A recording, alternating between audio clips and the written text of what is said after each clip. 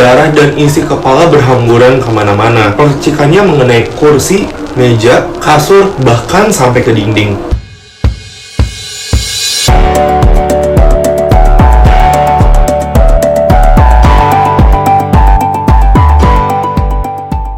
Halo semuanya, kembali lagi sama gue, Kenny Arizona. Kejadian pembunuhan gak hanya terjadi di luar negeri saja, tapi juga banyak terjadi di Indonesia.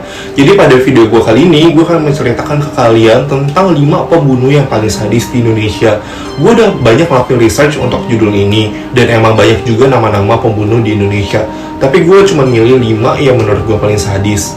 Dan gue akan ceritakan ke kalian kronologis lengkapnya seperti apa. Bagi kalian yang baru pertama kali mampir ke channel gue, atau yang sudah sering mampir tapi belum subscribe, saran gue klik dulu tombol subscribe-nya, supaya gue semakin termotivasi lagi untuk selalu membuat konten baru untuk kalian. Jangan lupa juga untuk nyalakan notifikasinya, jadi setiap kali gue upload video baru, pastikan kalian menjadi orang pertama yang tahu. Bagi kalian yang udah subscribe, gue berterima kasih banget ke kalian, karena gue jadi semangat banget untuk terus buat konten-konten baru.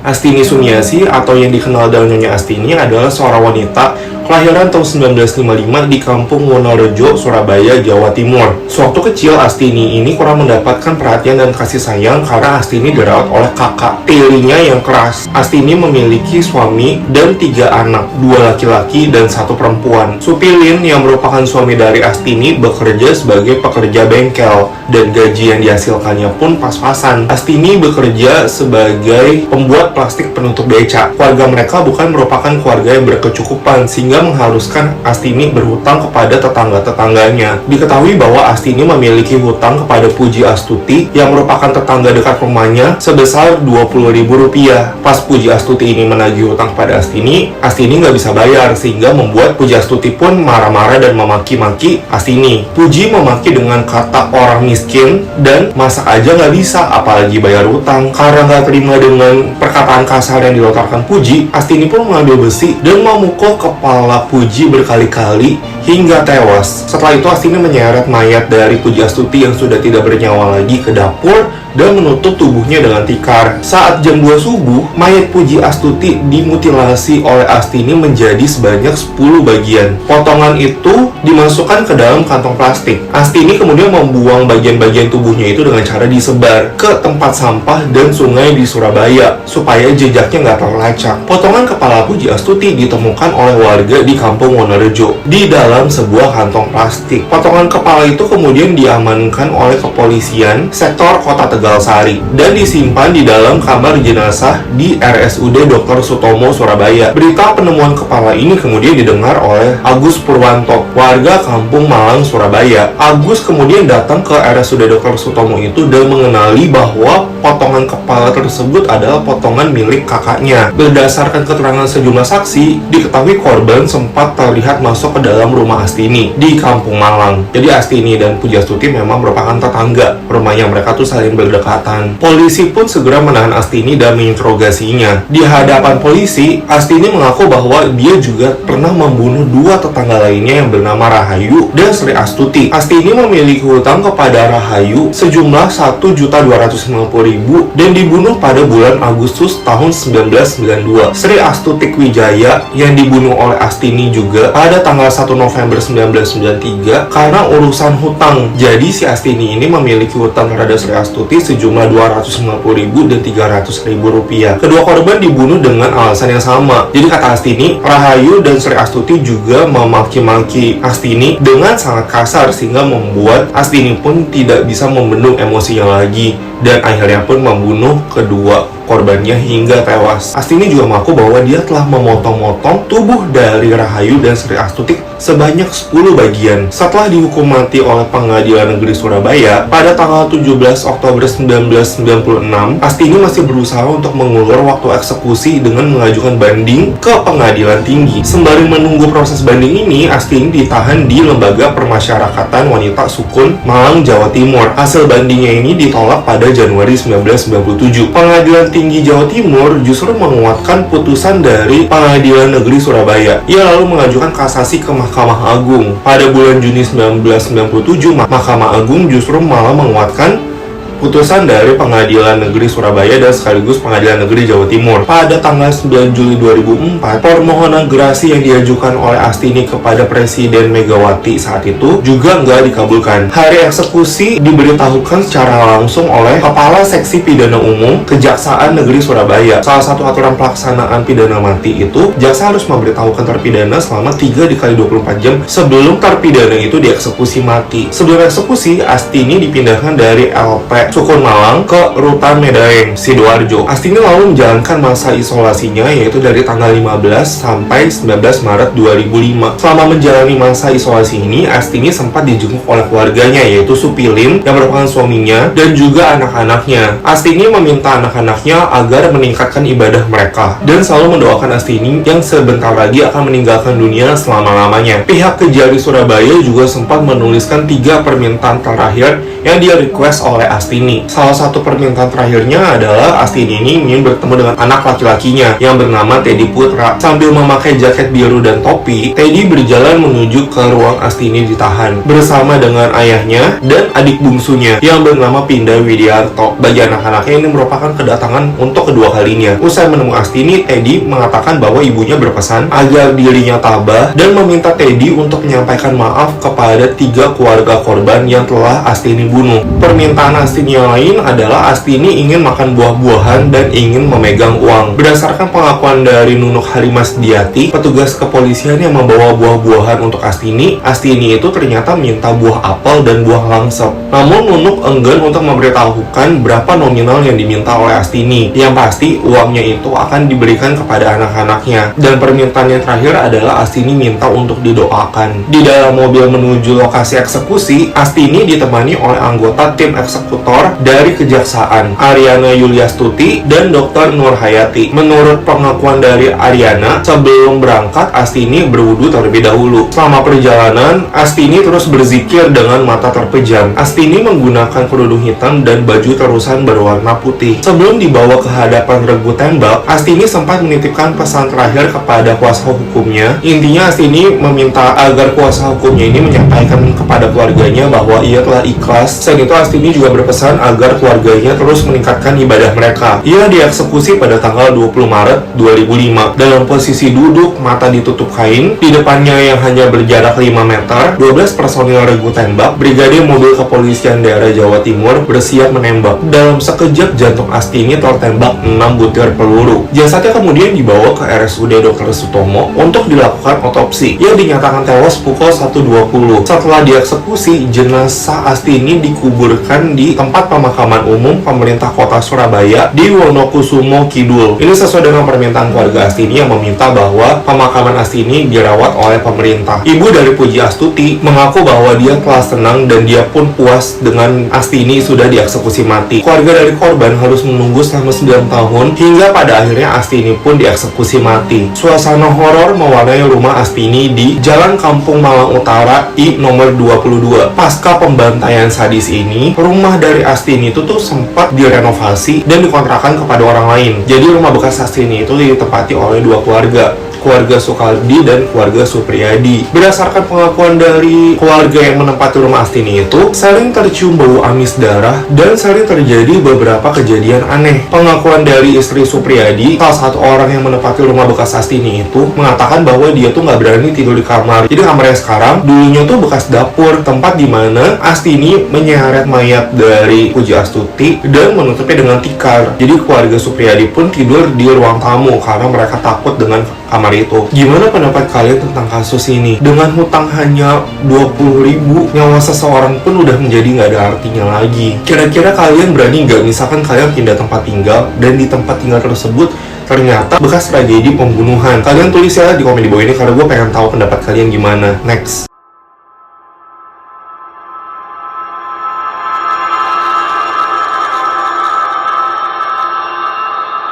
Pada tanggal 12 Januari 2001, Rio sedang bersama JJ Suharji di Hotel Rosenda kamar 135 di Baturaden, Banyumas. JJ Suharji yang saat itu berusia 40 tahun dan bekerja sebagai pengacara sekaligus pemilik dari bisnis penyewaan mobil. Jadi Rio ini menyewa mobil dari tempat bisnis yang dimiliki oleh JJ, dan JJ itu tuh bertugas untuk menyupiri Rio untuk berkeliling di Baturaden. Rio berpura-pura kalau misalkan dia adalah seorang pengusaha asal Jakarta yang ingin berinvestasi melakukan bisnis perumahan di Baturaden. Jadi JJ dan Rio itu tuh lagi berada dalam kamar hotel dan mereka pun lagi ngobrol-ngobrol santai. JJ ngeliat si Rio itu tuh mondar-mandir di kamar, dan tiba-tiba aja JJ merasakan sebuah pukulan keras di kepalanya. Begitu keras hingga darah mengucur dan membuat ia tak sadarkan diri lagi. Pukulan yang dilakukan berkali-kali oleh Rio ternyata menggunakan 2 martil, satu di tangan kanan dan satu di tangan kiri.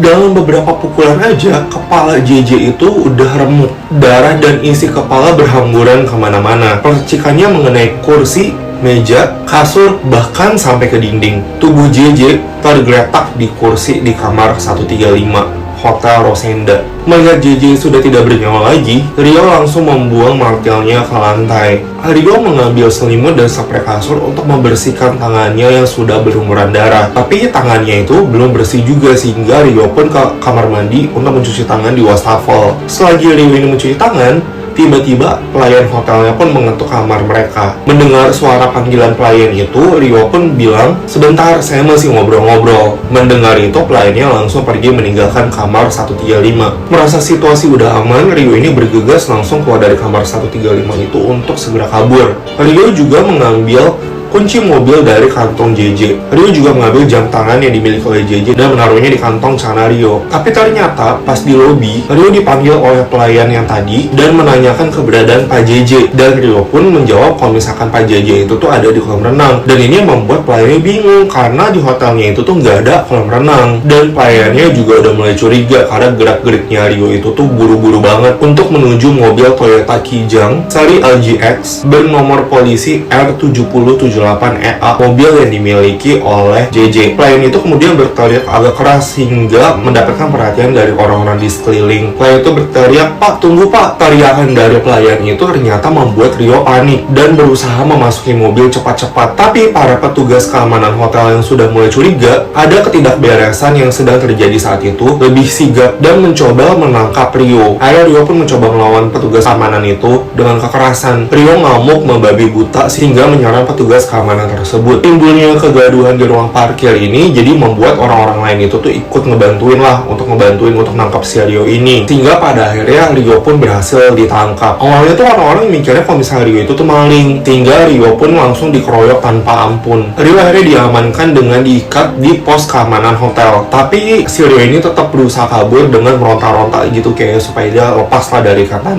Pegawai hotel pun mulai sadar karena Pak JJ tuh nggak ada, dan mereka mulai mencari keberadaan Pak JJ. Beberapa orang itu mulai mencari di kamar hotelnya, di kamar 135 itu. Pintu kamar hotel 135 dibuka dengan kunci cadangan. Saat pintu dibuka, betapa kagetnya para petugas saat itu yang menemukan bahwa tubuh Pak JJ sudah tergeletak di kursi kamar 135 yang sudah tidak bernyawa lagi. Tubuh Pak JJ ditemukan dengan ditutupi dengan selimut dan spray kasur berwarna putih. Kepala bagian belakang terlihat hancur. Akhirnya pun pegawai hotel menghubungi polisi dan gak lama kemudian polisi datang ke TKP. Semula para petugas kepolisian di Polsek Baturaden gak menyangka jika tersangka pelaku pembunuhan JJ adalah Rio alias Tony Buronan yang dicari oleh 3 kepolisian daerah: Polda Jawa Barat, Polda Jawa Timur, Polda Daerah Istimewa Yogyakarta. Setelah polisi mendapatkan kepastian tentang status Rio ini, proses hukum pun dilanjutkan di Polres Banyumas. Rio yang memiliki nama panjang Rio Alex Bulo merupakan pria kelahiran Sleman tanggal 2 Mei 1978. Lelaki bertubuh kecil ini dikenal pendiam dan tertutup. Rio ternyata sudah memiliki istri dan juga anak. Rio mengaku pada istrinya bahwa Rio telah merantau sejak usia 8 tahun. Rio sempat dititipkan ke kakak sulungnya di Jakarta, pernah juga ikut kakak-kakaknya yang lain di Medan. Hubungan Rio dengan keluarga kandungnya ini emang tidak baik. Pada usia 12 tahun, Rio sempat diusir dari rumah akibat konflik dengan keluarganya. Ia lalu hidup bersama ibu angkat, Ibu Ina yang berjualan sayur di pasar Senen. Karena seringkali mengalami kejadian pahit selama masa kecilnya, kepribadian Rio pun semakin gak terkendali lagi. Ternyata JJ Suraji bukan merupakan korban pertama pembunuhan yang dilakukan oleh Rio. Rio diketahui telah membunuh 3 orang lainnya. Di Bandung, Rio sempat mencuri mobil sedan Timor dan memukul supirnya hingga tewas. Aksi berikutnya di Semarang, menginap di Hotel Adem Ayem, Rio mencuri mobil Panther berwarna abu-abu dan juga langsung membunuh supirnya. Di Surabaya, ia menginap di Hotel Mirama dan membawa kabur mobil sedan Mercy berwarna putih. Lagi-lagi supirnya ditemukan tewas. Pernah juga Rio beraksi di Yogyakarta dengan menginap di Hotel Ibis, tapi aksi pembunuhannya gagal gara-gara pas Rio ini mau memukul korbannya, martilnya itu copot dari gagangnya. Supirnya hanya terluka aja, tapi nyawanya pun masih terselamatkan. Semenjak peristiwa itulah jadi Rio tuh selalu membawa 2 martil. Jadi kalau misalkan satunya rusak, dia masih punya cadangan lainnya untuk membunuh korban. Jadi Rio ini tuh selalu memukul kepala korban tepat di bagian belakang kepala, area yang paling mematikan dalam tubuh. Rio pun dijuluki dengan istilah Rio Martil atau martil maut. Persidangan atas terdakwa Rio Alex Bulo ini digelar di Pengadilan Negeri Banyumas. Jaksa mendakwa Rio telah menganiaya hingga menyebabkan kematian JJ Suraji. Tindakan ini juga dikategorikan sebagai kasus pembunuhan berencana karena Rio terbukti telah menyiapkan terlebih dahulu 2 martil yang dia gunakan sebagai sarana untuk membunuh. Kejahatannya ditambah lagi dengan usahanya merampas harta milik korban. Di persidangan juga terungkap bahwa Rio telah membunuh 3 orang lainnya di 3 kota yang berbeda. Semua dilakukan dengan motif perampasan kendaraan milik korban. Kekejaman saat membunuh korban-korbannya juga menjadi catatan tersendiri dalam persidangan. Berdasarkan bukti-bukti itu, pada tanggal 14 Mei 2001, Rio pun akhirnya divonis mati. Mendengar keputusan hakim, Rio pun pasrah. Rio mengatakan, "Saya bersyukur karena tidak mati saat sedang melakukan kejahatan, tetapi mati dalam hukuman, mati dalam bertobat." Meski begitu, upaya banding pun tetap dilakukan oleh pengacaranya Rio. Rio menjalani hukumannya di Lembaga Permasyarakatan Kedung Pane, Semarang, sebelum akhirnya dipindahkan ke Lembaga Permasyarakatan Permisan di Pulau Nusa Kambangan. LP Permisan di Pulau Nusa Kambangan ini terkenal sebagai tempat para narapidana yang akan menjalani hukuman berat atau hukuman mati. Jadi di LP Permisan ini, si Rio tuh barengan sama terpidana mati kasus bom Bali 1 juga. Kelakuan Rio di dalam penjara itu tuh semakin baik setelah mendapatkan satu teman yang bernama Iwan Zulkarnain. Rio gampang akrab dengan Iwan karena mereka berdua sama-sama berasal dari Sulawesi. Iwan Zulkarnain adalah bekas pegawai dari PT Pos Indonesia yang menjadi terpidana kasus korupsi biliar giro setoran pajak PT Semen Tonasa senilai 42 miliar rupiah yang divonis 16 tahun di penjara. Jadi si Iwan ini mengajarkan Rio tentang bagaimana cara membaca Al-Quran. Hidupnya Rio ini di penjara memang membuat Rio menjadi lebih sering lagi beribadah. Namun pada tanggal 2 Mei 2005, Iwan ditemukan tewas di kamar mandi sel penjaranya. Tulang tengkorak kepalanya retak dan kulit kepalanya sobek sepanjang 5 cm,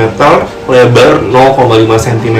Di dinding dekat tempatnya jatuh bersimbah darah, terdapat noda-noda percikan darah. Jadi Iwan itu tewas karena kepalanya dibenturkan ke dinding oleh seseorang. Tuduhan langsung dilontarkan kepada Rio karena di dalam sel itu tuh hanya ada 3 orang, Rio, Iwan, dan ada satu lagi. Awalnya Rio ini tuh nggak mau ngaku kalau misalkan dia yang ngebunuh Iwan, tapi lama-lama setelah dilakukan pendekatan oleh pihak kepolisian, Rio pun mengaku bahwa dirinya lah yang telah membunuh Iwan lantaran kesal. Jadi pada malam kejadian sekitar jam 21.30, Rio memanggil Iwan untuk mengajarinya mengaji, tapi acara itu terganggu karena saat itu sedang hujan dan atapnya pun bocor hingga sel penjara mereka tergenang air. Iwan lalu mengepel lantai, tapi sementara si Rio cuma duduk-duduk doang. Saat itulah si Iwan ini melontarkan kata-kata yang membuat si Rio ini kesal sama si Iwan. Iwan mengatakan Rio boleh aja ditakuti di luar, tapi di dalam LP tidak punya jalu. Nah, si Rio ini tersinggung lah dan langsung menyerang Iwan. Iwan dibekap dengan sarung, mulutnya disumpal dengan kain. Kepala dari Iwan dibenturkan berkali-kali ke dinding. Suasana sel pun sempat gaduh, tapi petugas saat itu mengaku bahwa mereka tuh nggak mendengar apa-apa karena ketutupan dengan suara hujan. Di beberapa bagian kepala ada luka memar, kelopak mata dan dahi kiri bengkak, serta 3 giginya Iwan ini patah. Setelah kejadian itu, Rio pun dipindahkan ke sel khusus untuk isolasi. Iwan Zulkarnain adalah korban Rio yang kelima, dan tragisnya lagi si Rio ini membunuh Iwan tepat pada hari ulang tahunnya dia yang ke-27. Menjelang hari-hari terakhirnya, Rio ini memilih untuk menyendiri. Sifat tertutup Rio mulai muncul lagi hingga ia tidak mau bertemu dengan siapapun, termasuk dengan kuasa hukumnya. Kuasa hukumnya yang bernama Pranoto mengatakan bahwa ada 3 permintaan terakhir yang di-request oleh Rio. Pertama adalah bertemu keluarganya, kedua ia meminta maaf kepada seluruh keluarga korban, ketiga ia ingin memberikan Al-Quran kepada keluarganya, termasuk satu Al-Quran juga akan diberikan kepada pengacaranya. Rio ini juga sempat berpesan agar baju-baju bekas dia itu tuh diberikan kepada napi-napi yang membutuhkan. Kematian akhirnya menjemput si Rio Martil atau Martil Maut pada tanggal 8 Agustus 2008 pukul 00.30 dini hari. Rio dieksekusi oleh 12 anggota regu tembak di desa Cipedok, kecamatan Cilongok, Banyumas. Jadi dari awal emang istrinya Rio ini mengatakan bahwa ia nggak mampu untuk mengurusi biaya pemakaman Rio karena istrinya Rio ini nggak ada uang. Akhirnya kejaksanaannya mengurus proses pemakamannya Rio. Keluarga kandungnya Rio pun udah nggak tahu lagi keberadaannya ada di mana. Jadi setelah dieksekusi ini, jenazah dari Rio sempat ditolak oleh warga di Kelurahan Berkoh, Purwokerto. Tapi akhirnya kejaksaan berhasil mendapatkan tempat di TPU Sipoh, Desa Kejawar, Kecamatan Banyumas, di blok makam orang-orang yang nggak dikenal. Tapi kenapa ya pas gue baca tentang kasus ini, yang gue rasain juga kayak maksudnya emang dia tuh sadis banget membunuh orang-orangnya. Tapi kalau dilihat lagi tentang backgroundnya, maksudnya dia punya masa kecil yang nggak baik gitu. Maksudnya dia udah sempat diusir sama keluarganya, nggak diakuin sama orang tuanya, dan itu yang mendasari munculnya kepribadian Rio yang bengis ini. Dan apalagi maksudnya berdasarkan pengakuan dari istrinya juga, maksudnya Rio itu tuh sayang banget sama anak-anaknya dan hormat sama orang tua dari istrinya itu. Dan dia merupakan salah satu contoh apabila memiliki pengalaman pahit dan orang itu pun memilih untuk berubah ke arah yang negatif gitu, bahkan sampai tega membunuh orang lain.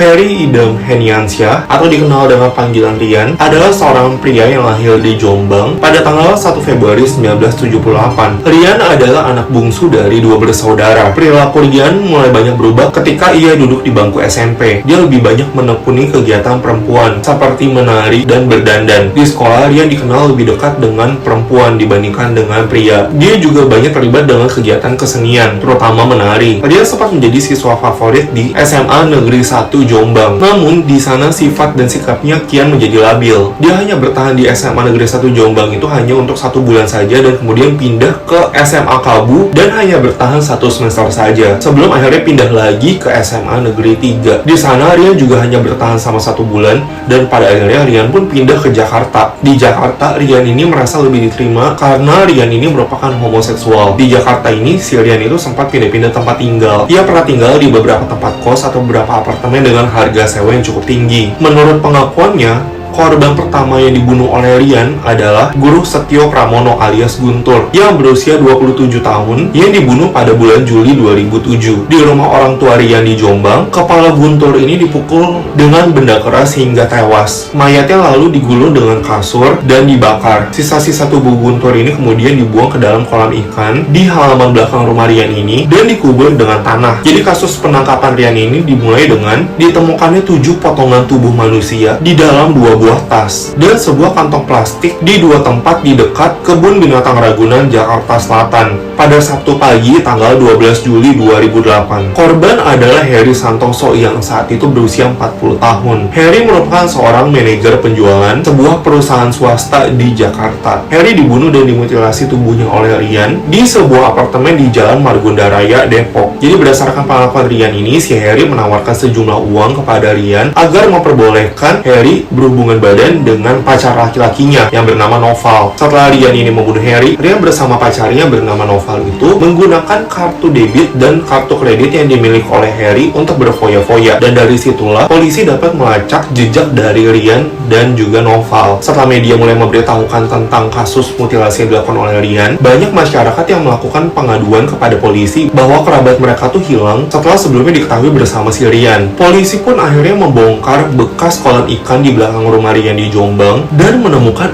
4 tubuh manusia di dalamnya. Sebagian besar udah tinggal kerangkanya doang. Rian kemudian mengaku bahwa dia juga telah membunuh 6 orang lainnya dan tubuh mereka ditemukan ditanam di halaman belakang rumah Rian di Jombang itu. Sehingga total sudah ditemukan korban Rian mencapai 11 orang. Mayat Heri Santoso yang berusia 40 tahun ini ditemukan di dekat kebun binatang Ragunan, Jakarta Selatan dengan kondisi termutilasi pada tanggal 12 Juli 2008. Mayat Vincent Yudi Priyono yang berusia 31 tahun, Ariel Somba 34 tahun, Grady Grant Adam Tumbuhan, dan Guru Setio Pramono alias Guntur. Keempat jenazah ini ditemukan di dalam penggalian pertama di halaman belakang rumah Rian di Jombang pada tanggal 21 Juli 2008. Sedangkan mayat Agustinus Fitri Setiawan yang berusia 28 tahun, Nanik Hidayati berusia 31 tahun, Sylvia Ramadhani Putri berusia 3 tahun yang merupakan anak dari Nanik Hidayati, Muhammad Aksonia berusia 29 tahun, Zainal Abidin berusia 21 tahun, Muhammad Asrori alias Aldo. Keenam mayat ini ditemukan di dalam penggalian kedua di halaman belakang di rumah Rian di Jombang pada tanggal 26 Juli 2008. Rian dijatuhi hukuman mati oleh Pengadilan Negeri Depok pada tanggal 6 April 2009. Atas vonis itu, Rian pun mengajukan banding dan kasasi. Namun, Rian tetap dijatuhi hukuman mati. Rian pun mengajukan permohonan peninjauan kembali ke Mahkamah Agung, tapi Mahkamah Agung tetap menjatuhkan hukuman mati terhadap Rian.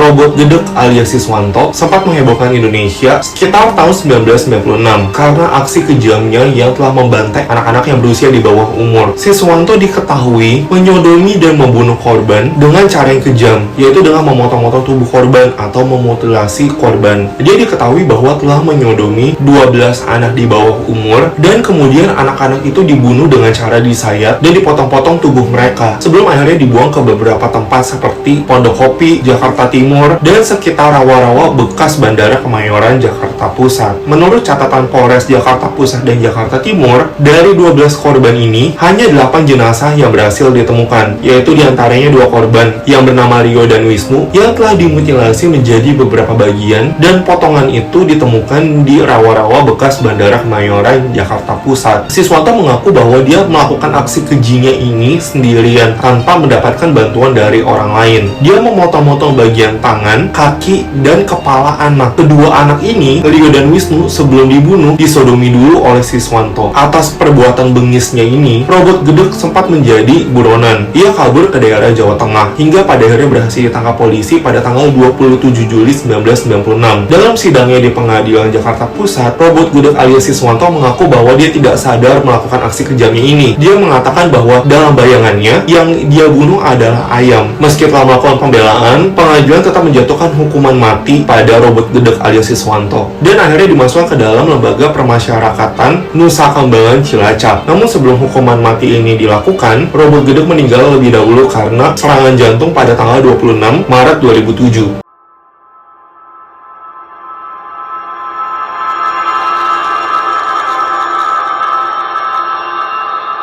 Baikuni merupakan pria kelahiran tahun 1961. Saat Baikuni masih kecil, Baikuni sering diledeki oleh teman-temannya dengan istilah bodoh karena sering gak naik kelas. Karena gak tahan menanggung hinaan itu, Baikuni pun memutuskan untuk pindah ke Jakarta. Suatu ketika Baikuni hidup menggelandang di lapangan Banteng, Jakarta Pusat. Sampai suatu hari ia disodomi paksa oleh seorang preman. Kenangan pahit tersebut membuat Baikuni ini menjadi pria homoseksual dan mengidap pedofilia, yaitu ketertarikan terhadap anak kecil, sekaligus pengidap nekrofilia situasional. Baikuni alias Babe ini diduga telah melakukan sodomi terhadap anak-anak jalanan sejak tahun 1993 dengan rentan usia 4 hingga 14 tahun. Babe Baikuni tertangkap setelah adanya pengaduan dari salah satu orang tua korban, yaitu korban yang bernama Aldiansyah yang pada saat itu berusia 9 tahun dan tiba-tiba menghilang. Aldiansyah ditemukan tewas terpotong-potong hingga menjadi 5 bagian dan dibuang di lokasi yang berbeda pada tanggal 8 Januari 2010. Potongan kepala itu ditemukan 1 hari kemudian. Babe sendiri ditangkap di rumahnya di Gang Masjid Haji Dalim, Pulau Gadung, Jakarta Timur pada tanggal 9 Januari 2010. Babe adalah koordinator pedagang asongan dan anak-anak pengamen jalanan. Salah satunya adalah Ardiansyah ini. Babe Baikuni dijatuhi hukuman seumur hidup pada tanggal 6 Oktober 2010 oleh Hakim Pengadilan Negeri Jakarta Timur. Babe Baikuni pun melakukan banding ke Pengadilan Tinggi Jakarta, dan Pengadilan Tinggi Jakarta tetap menjatuhi Babe dengan hukuman mati. Pengacara Babe Baikuni melakukan kasasi atas putusan Pengadilan Tinggi Jakarta itu, namun Mahkamah Agung tetap menolak kasasi Baikuni dan tetap menjatuhi hukuman mati. Babe Baikuni tetap dinyatakan bersalah karena telah membunuh 14 anak dan memutilasi 4 diantaranya, yaitu adalah kasus-kasus pembunuh yang menurut gua tuh paling sadis yang ada di Indonesia. Seperti yang kalian udah dengar dan kalian udah nonton juga, ini adalah kasus-kasus yang menurut gua tuh gila banget sih. Kayak karena dengan alasan hutang hanya 20.000, ia rela membunuh tetangganya sendiri hingga tewas. Dan bahkan juga apalagi ada kasus Rian yang memutilasi 11 korbannya. Dan yang paling bikin gua ngerasa miris banget kasusnya Babe Baikuni dan robot gedek ini sih. Karena ya lagi-lagi pokoknya kasus pembunuhan yang berkaitan dengan anak kecil itu tuh mau bikin gua bener-bener kok tega gitu ya, ngebunuh anak kecil, apalagi menyodominya, terus ngebunuh mereka dengan cara dimutilasi berkali-kali lagi. Makin lama gua research tentang kasus pembunuhan, dan makin gua sadar juga kalau misalkan mayoritas pembunuh itu memiliki masa kecil yang kurang baik atau yang tidak baik sama sekali, bahkan kayak banyak mengalami kejadian-kejadian pahit sehingga mengakibatkan trauma. Contohnya mendapatkan pelecehan seksual dari orang sekitarnya atau melihat tindakan-tindakan yang tidak benar gitu saat dia masih kecil. Tuliskan ya tentang pendapat kalian gimana tentang kasus ini melalui komen di bawah. Kalau kalian suka dengan video yang gue buat, jangan lupa untuk klik like dan share-nya ya. Kalau kalian belum subscribe channel gue saranin klik dulu tombol subscribe-nya. Jadi gue semakin termotivasi lagi untuk selalu membuat konten-konten yang seru untuk kalian. Dan kalian juga bisa tulis ide-ide untuk konten selanjutnya, kalian maunya seperti apa melalui komen di bawah ini juga. Sampai jumpa di video selanjutnya, bye-bye!